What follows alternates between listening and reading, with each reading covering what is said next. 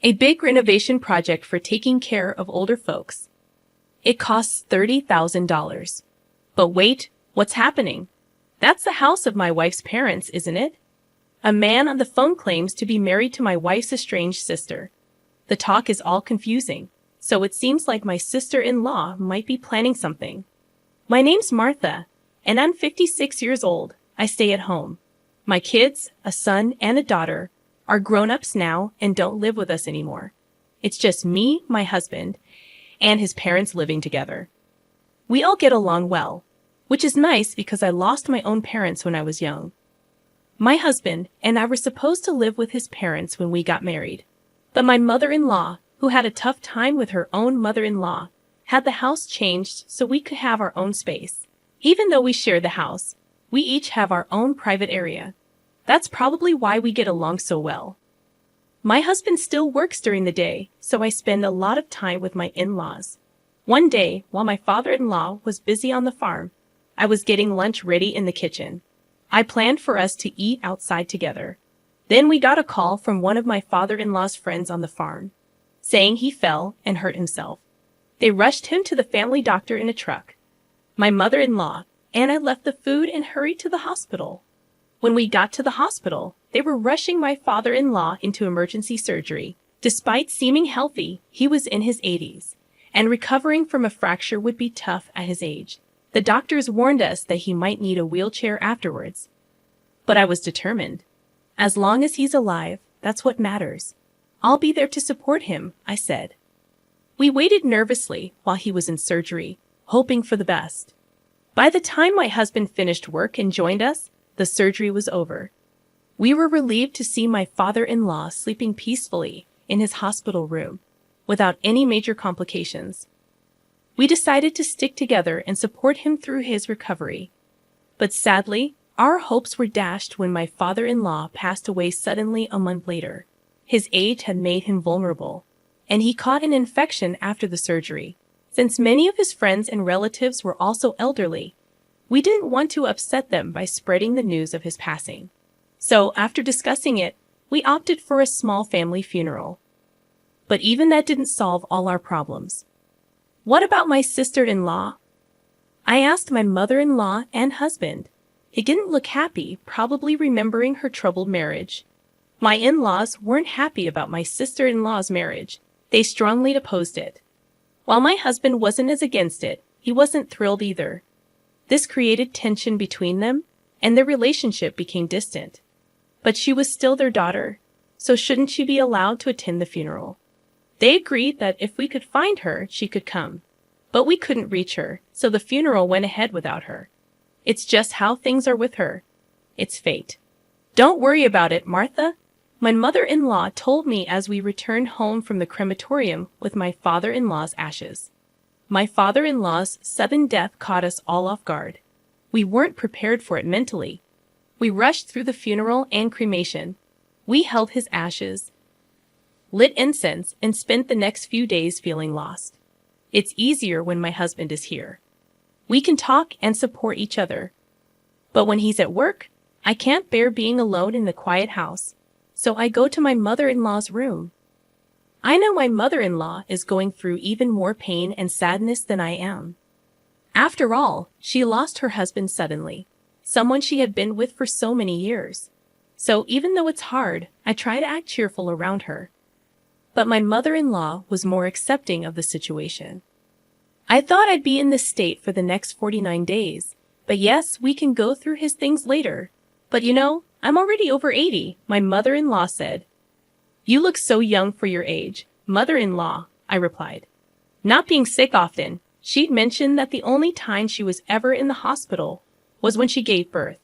Basically, she was telling us that she's healthy and we don't need to worry about her. You're so kind, Martha, but while I can still move around, I want to go through our things, including his, she said. I get it. It's important to keep those memories safe, like my father-in-law's belongings, I replied. Got it. Just tell me if you need any help, I offered. She asked me right away to help her reach things that were too high for her. As we looked at old photos of my father-in-law, my mother-in-law happily talked about their younger days. sharing stories about their trips and adventures. I listened closely, nodding along. The phone rang, breaking the quiet of the room. Since my mother-in-law doesn't use a smartphone, the landline is her main way of communicating. I wonder who's calling. Only a few people usually call, and they're all close friends who know what's been going on, I thought. It could be important. I'll get it, I said, realizing it would be easier for me to answer than for my mother-in-law, who had been mentioning how hard it was getting for her to move around. I quickly answered the phone by the entrance, and a man I didn't recognize greeted me politely. He said he was my sister-in-law's husband, but I'd never met him before, so I wasn't sure if he was really who he claimed to be. As I listened, I started to wonder if this was some kind of scam targeting older people. Then he said, "I want to talk to you about the home renovation for caregiving, but my father-in-law had already passed away. Why was he bringing up caregiving renovations now? Did he get the wrong house?" "No, my mother-in-law didn't need that level of care." "Excuse me, but are you sure you have the right house?" I asked cautiously. The man claiming to be my sister-in-law's husband mentioned her maiden name, which matched my husband's family. So there was no mistake that this was their family home. Plus, the name matched my sister-in-law's. "It's true that the woman you mentioned is my husband's sister. Thank you for believing me. With all the trouble our marriage has caused, I was worried I had made a bad impression again," the man said. I wasn't sure why my in-laws were so against my sister-in-law's marriage, but I didn't get a bad impression from this man at all. In fact, he seemed very humble and sincere. My brother-in-law explained that he heard the caregiving renovation would cost around $30,000. He felt bad for any trouble he may have caused and wanted to make up for it. He planned to pay the $30,000, but couldn't get the money ready by the deadline. He called to ask if we could possibly wait and extend the payment deadline. It's awkward to let him explain everything before saying this, but since he spoke with such passion, I failed to convey the truth, I thought to myself. Thanks for being polite. Now, about the extension, just hold on a sec, I said, then turned to my mother-in-law. When did you find out about the changes to caregiving? I asked her. My father-in-law was really healthy and was working on the farm until recently, she said. So you didn't need any caregiving help at all? I double-checked. No, not at all. Wait, are you talking about the past? She realized. Yes, my father-in-law died. We buried him and cremated him recently, I told him. I understand. Well, I could imagine him getting flustered on the phone.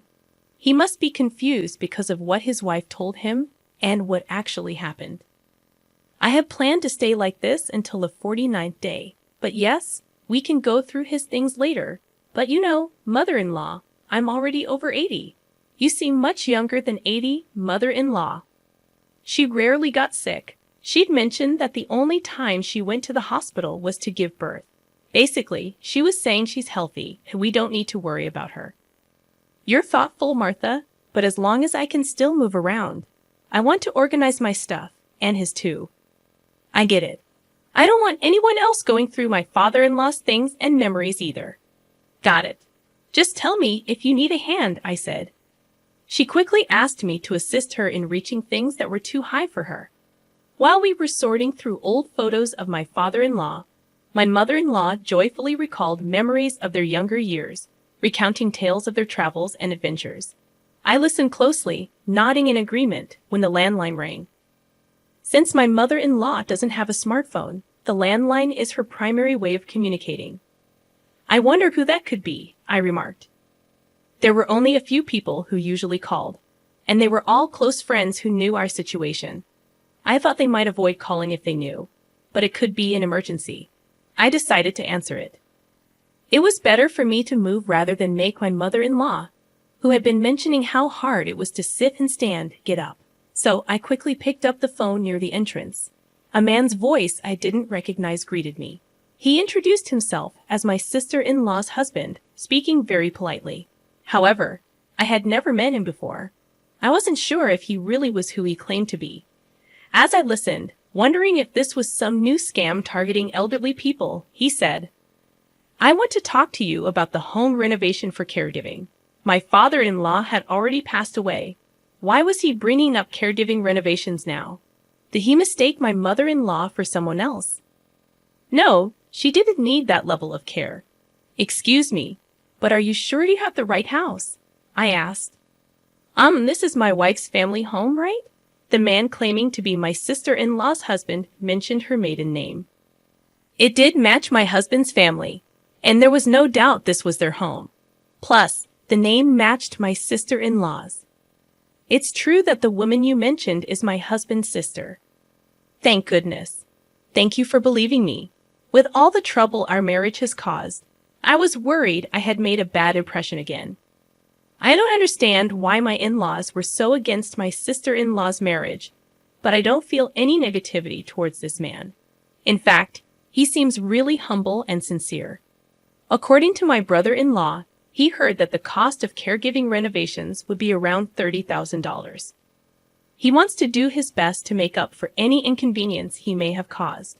He shared all this with me, seeming genuinely honest. I asked him how the story about my father-in-law needing care came up. He brought it up a few years back. At first, he seemed to be sending a fixed amount every month to help with caregiving expenses. But it was clear that neither my father-in-law nor mother-in-law had heard anything about it. If they had known, my mother-in-law would have invited him to the funeral, he explained. Her mother was thankful and said it helped, so I thought maybe I was slowly being forgiven. But if she was forgiving you, wouldn't she have talked to you about it? I questioned. That's right. What's more, the amount of money he sent each year kept going up. He was sending more money every month, thinking we had requested extra help. But we didn't remember asking for anything like that. So none of that money actually reached you? I asked. When I confirmed, I could imagine him getting really upset. It was difficult for me to share this information as well. As I listened, I started to wonder if my sister-in-law. I can't say for sure if you're being scammed, but I hesitated. You don't have to sugarcoat it. I am being scammed, right? He interrupted. I couldn't outright confirm or deny it, so I stayed silent. He probably took my silence as confirmation. What should I do? He asked. Even though it wasn't really my place to answer, assuming he was indeed being scammed, I couldn't just leave my sister-in-law, my husband's sister, alone, despite our strained relationship. I told him we'd talk about it and get back to him later, and that was the end of the call. When I went back to my mother-in-law, she remarked, "That was a long call. Was it a persistent salesperson? You should just hang up on those." No, it was a man claiming to be my sister-in-law's husband, I replied. I then told my mother-in-law about the conversation. She was shaking with anger as she listened, and her fury only intensified afterward. What kind of person is she, using her father as an excuse to ask her husband for money? She explained.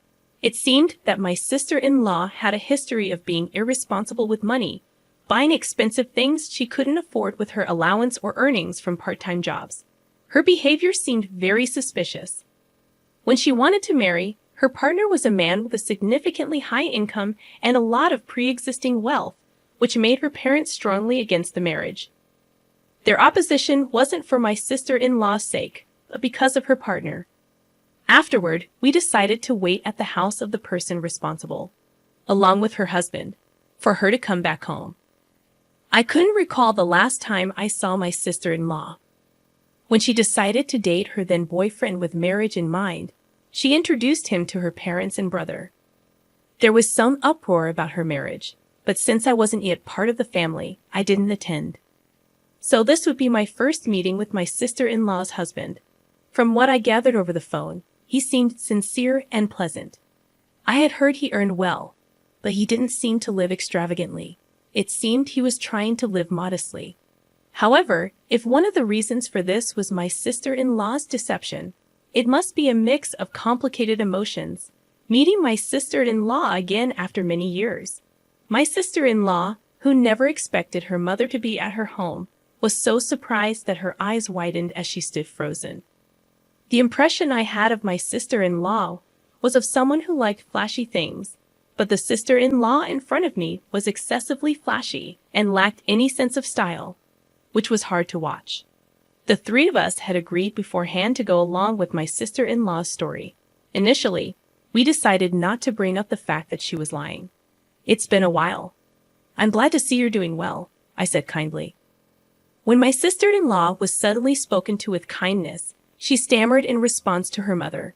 She probably thought her lies had been found out and that she was going to be scolded, but she seemed confused by the unexpected kindness. "I wanted to see your face after all this time. Have you been doing well?" her mother continued. We didn't tell her the truth about her father's passing and kept up the pretense that he was still alive. I also apologized for not staying in touch and gave a suitable greeting. My sister-in-law humbly said she was glad her mother seemed well and that she had been worried about her. However, she didn't mention her father.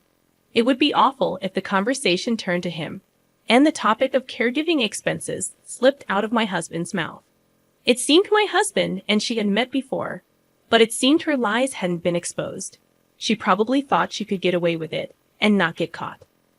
"Your mom looks happy. It seems you two are getting along well as a couple," my mother-in-law said happily. She hoped my sister-in-law would have a change of heart and start repaying her husband bit by bit. The idea was to shower her with praise in hopes of encouraging her to change her behavior. Somehow, my sister-in-law got carried away and told my mother-in-law that she would support her if she ever needed caregiving, even saying not to worry about money. It's surprising she could say such things in front of her husband, who had been supporting her out of goodwill, I thought. We expressed our gratitude and left that day. My sister-in-law was acting strange, asking for a lot of money. We suspected she was using it for herself. We didn't know where all the $30,000 went, so we hired a private investigator to check her money situation. The money meant for taking care of someone each month was actually being used by her for herself. But it turned out she was also spending a lot of money on a guy she really liked at a club, trying to make him the best. She was spending too much, buying expensive things and getting into debt she couldn't pay back. The guy she liked owed a lot of money to, around $30,000. When my sister-in-law's husband found out, he got really mad. He decided he couldn't ignore it anymore. He made plans while she was away with the guy she liked, not knowing anything about what was going on. My sister-in-law came back home after a few days and found that her house was totally empty. There wasn't any furniture or anything belonging to her left. She started to panic and tried to call her husband, but he didn't pick up. So she called me instead. At first, she was really upset, but when I mentioned her trip with the guy she liked, she suddenly became quiet. She didn't ask how I knew about it because then she would have to admit what she did. Now it was my turn to tell her everything without giving her a chance to argue back. "I can't believe you thought you could get away with this and took advantage of everyone. You betrayed your mother, your husband, and now it's hard to see anyone wanting to help you," I told her firmly. I also mentioned that the excuse she used about her father-in-law wasn't valid anymore because he had passed away. I understood she didn't know about his death, but it was still wrong to use her father's situation to ask for money. I let her know that her ex-husband also found out the truth, and feeling abandoned, she screamed like a mad person over the phone. Her ex-husband didn't want to talk to her, and to avoid troubling my elderly mother-in-law any further, I offered to be the middle person between them and my sister-in-law. She kept causing a scene over the phone. It was kind of sad to see her like this, not even realizing her father had passed away and still using him as an excuse. She might feel sorry for it later, but it's too late now. I gave her one final message. "Your ex-husband plans to ask for all the money back that you gave to the guy at the club. You'll have to find a way to pay off the $30,000 debt on your own." Later, she got legal documents from a lawyer. She wanted to talk to her husband about it, but he refused. He was really angry and didn't want anything to do with his ex-wife, even for legal stuff. Without any agreement, my sister-in-law had to live on a tight budget and work hard. She couldn't afford to spend money at the club anymore, and the guy she liked stopped paying attention to her, leaving her with just the big debt she owed. Sometimes scary debt collectors would come around. My sister-in-law was naturally scared, always worrying about the lawyer's letters and the debt collectors showing up.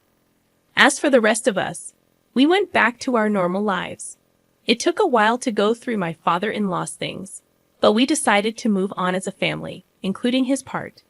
Recently, my mother-in-law has been getting weaker, and I think she might need care soon. Since we couldn't help my father-in-law, my husband and I agreed to do our best for my mother-in-law.